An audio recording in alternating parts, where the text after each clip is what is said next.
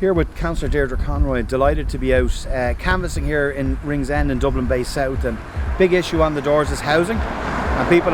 many of them have spoken about the fact that Fianna Fáil have delivered on housing, and we want to see delivery here of affordable cost rental and social homes here on the Glass Bottle site. That they're raising it from